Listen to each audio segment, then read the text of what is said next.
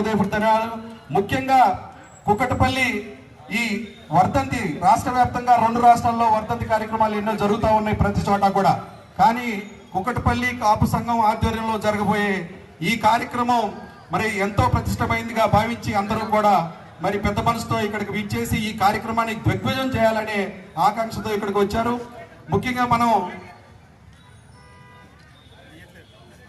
ముఖ్యంగా మరి ఈ కార్యక్రమానికి పేరున ఒకరి పేరు చెప్పకపోతే అది భావ్యం కాదు.